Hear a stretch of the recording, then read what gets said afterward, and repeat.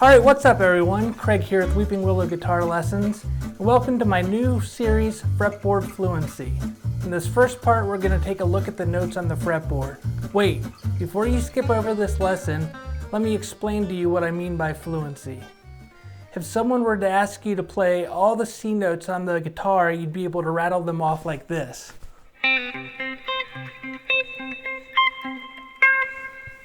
Or if someone were to ask, what note is the 15th fret of the 3rd string, A sharp, B flat?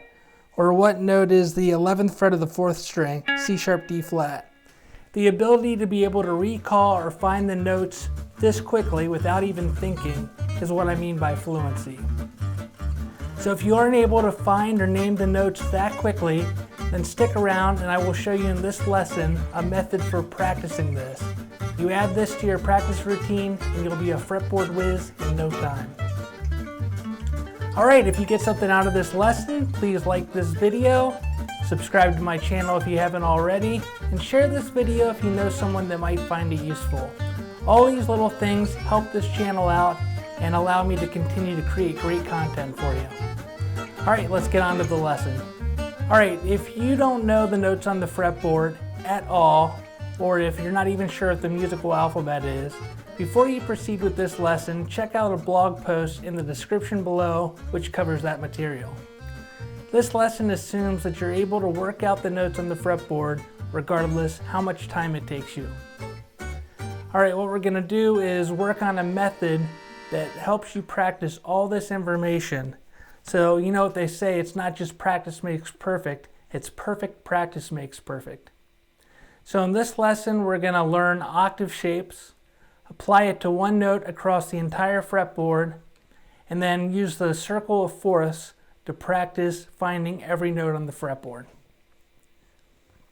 Alright, so let's start with the lowest note on the fretboard, not an open string, but the lowest fretted note.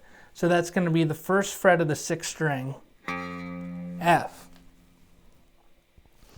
Alright, so we know if there's a note on the 6th string on the same fret on the 1st string, it's the same note, but it's 2 octaves higher.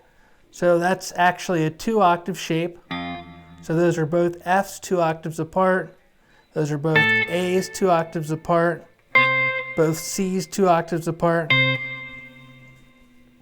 Alright, so our very first shape is going to be this 2-octave shape. So what note is on the 6th string is the same on the 1st string, the same fret. Alright, so let's start with that 1st fret 6th string F. So to go an octave higher, we're going to go to the 4th string 2 frets higher. In this case, the 3rd fret of the 4th string. So that's an F an octave higher. Alright, so now to go up an octave with that 3rd fret of the 4th string, we can either go 2 frets back on the 1st string. So that would be the 1st fret of the 1st string. That's an octave higher, an F. Or we can go 3 frets up on the 2nd string, the 6th fret of the 2nd string. So that's an octave. Alright, if we put our index finger on the 6th fret of the 2nd string, F, to go down an octave, we go up 2 frets on the 5th string. So that's the 8th fret of the 5th string. Alright, let's put our index finger on the 8th fret of the 5th string, F. To go up an octave, we go up 2 frets on the 3rd string. So the 10th fret of the 3rd string, F up an octave. Alright, if we put our index finger on the 10th fret of the 3rd string, F, to go up an octave, we go 3 frets higher on the 1st string. Alright, now we know that whatever note is on the 1st string, the same fret of the 6th string is going to be down 2 octaves. Alright, so the 12th fret is an octave higher than the open strings, so everything above the 12th fret repeats the same as the 1st fret. So the 13th fret are the same notes as the 1st fret, 15th frets are the same notes as on the 3rd fret, just up an octave. So if we continue with our 13th fret of the 6th string, we know to go up an octave, we go up 2 frets higher on the 3rd string. From there, we can either go back 2 frets on the 1st string, or we can go up 3 frets on the 2nd string. Now starting on the 2nd string, to go down an octave, we go up 2 frets higher on the 5th string. Then from there, to go up an octave, we go 2 frets higher on the 3rd string. And that takes us to the end of the fretboard if you have a 22 fret guitar like I do. Alright, so let's recap all those shapes. So whatever note we have on the 6th string, to go up an octave, we go 2 frets higher on the 4th string. If we have a note on the 5th string, to go up an octave, we go up 2 frets on the 3rd string. If we're on the 4th string, to go up an octave, we either go 3 frets higher on the 2nd string or 2 frets back on the 1st string. If we're on the 3rd string, we go up 3 frets on the 1st string to go up an octave. If we're on the 2nd string, to go down an octave, we go up 2 frets on the 5th string. And then we know whatever fret we are on the 1st string, we either go up 2 frets on the 4th string to go down an octave, or the same fret on the 6th string is down 2 octaves.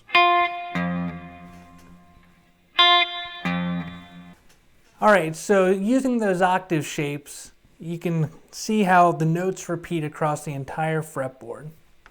So now we're going to practice this information using something called either the circle of fourths or circle of fifths. So another video will go in depth to the circle of fifths and circle of fourths. But now what we need to know is if we're starting in the key of C, no sharps or no flats, if we go up 4 scale steps, 3, 4, we land on an F. So that's going counterclockwise on the cycle of keys, and so we'd be going in fourths. If we were to go the other way, clockwise, we'd be moving in fifths. So C, 1, 2, 3, 4, 5, going right, that would take us to G.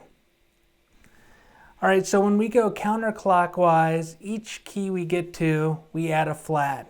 So the first key going counterclockwise is F, and that key has 1 flat, B flat. If we were to go one more to the left, we'd be at the key of B flat. That has 2 flats, B flat, and E flat. So F, we go up 4 scale steps, 1, 2, 3, 4, we have B flat. B flat, go up 4 steps, 1, 2, 3, 4, E flat. So as you can see from the circle of fourths on the screen right now, we have C, F, B flat, E flat, A flat, D flat, G flat, B, E, A, D, G, and then that takes us back to C. So we're going to use that circle of fourths to practice the notes on the fretboard, and then in the other lessons we'll use it for our caged scale shapes or caged chord shapes. So fourths and fifths are a common modulation. So by practicing and being able to think in fourths and fifths, it will really help you out in the long run. So we're going to kill 2 birds with 1 stone, being able to practice all the notes on the fretboard and to start thinking in fourths. Alright, so this is what we're going to do. To practice, we're going to start with C. So we would use our formula of octave shapes and find all the C's. So since we have the since our C is on the 1st fret of the 2nd string, we're on the 2nd string, so to go down an octave, we go up 2 frets on the 5th string. So now we're on the 5th string, to go up an octave, we go up 2 frets on the 3rd string. Now we're on the 3rd string, to go up an octave, we go up 3 frets on the 1st string. We know that note repeats on the 6th string, same fret.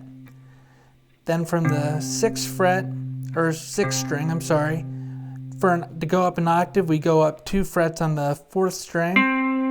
Then on the 4th string, we go up 3 frets on the 2nd string. Then we just continue along. This repeats the same as the 1st fret, but now we're on the 13th. So the 15th fret of the 5th string. Then we have the 17th fret of the 3rd string. Then we have the 20th fret of both the 1st and 6th string, then the 22nd fret of the 4th string. So then once we go through all those notes, then we will go counterclockwise on the cycle of keys. So we'll go up a 4th and we'll find all the Fs. So we would be starting on the 1st fret of the 1st string, then we go down to the 1st fret of the 6th string.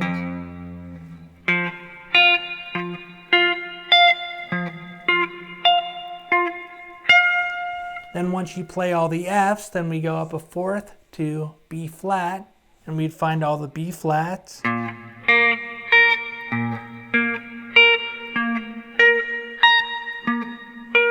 And then we continue through the cycle of 4ths until we get back to C, and then we would have practiced every note on the fretboard.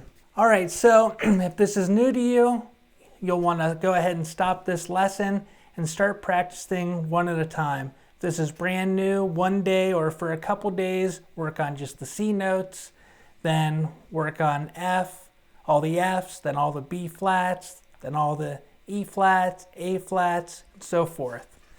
Alright, once you get that down, turn on this video and see if you can go through all the notes with me. We're going to run through them one after another. So see if you can get your speed and stamina up with mine, and then you'll be on your way to mastering the fretboard. Alright, let's start with C. Here we go. C.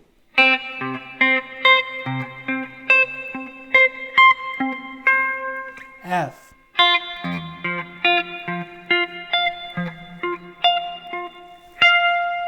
B flat.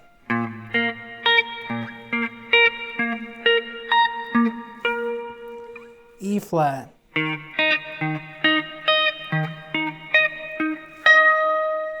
A flat.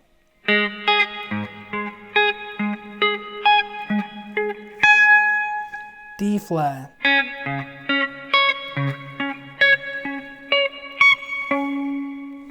B.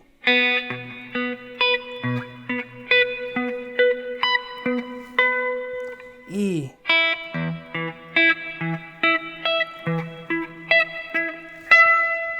A.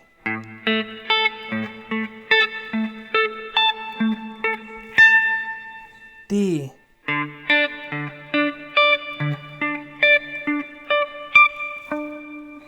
G.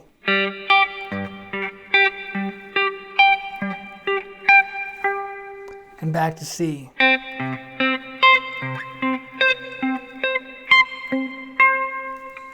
Alright, how did that go?